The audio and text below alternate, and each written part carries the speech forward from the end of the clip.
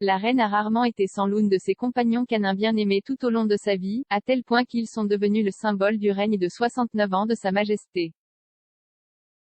Le penchant de la reine pour les corgis, en particulier, a commencé avant son ascension sur le trône, et l'amour remonte à son premier animal de compagnie, Dookie. Dookie était le premier Welsh corgi de la reine et le premier de plus de 30 de la race qu'elle possédait jusqu'à présent dans sa vie.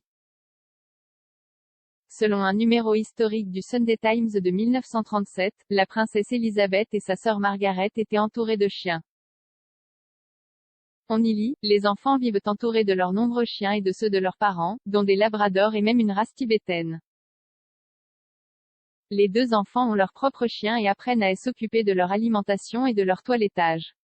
La princesse Elizabeth a un corgi gallois, dont elle est rarement séparée. Mais le plus important des corgis de la reine est peut-être Suzanne, qui a été offerte à la reine à l'occasion de son 18e anniversaire et l'a même rejointe avec le prince Philippe lors de leur lune de miel en 1947. Pendant que Suzanne était l'animal de compagnie préféré de la reine, elle a apparemment enfoncé ses dents dans un policier, une sentinelle, un détective et est l'horloger royal. Presque toutes les races croisées corgi ou corgi que la reine a possédées depuis sont des descendants de Suzanne.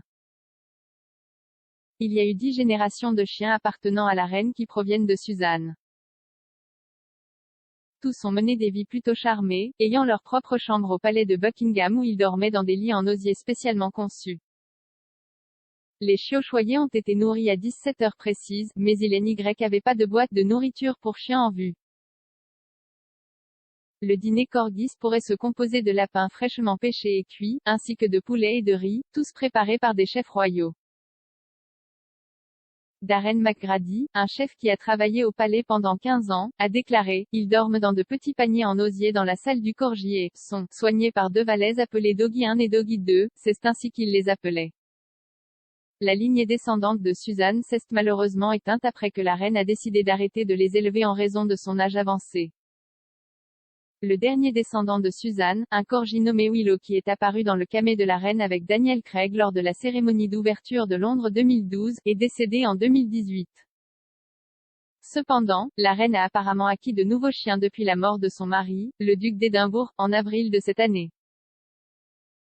La reine aurait actuellement 2 dorgis, un croisement entre un dachshund et un corgi, et un corgi nommé Muick.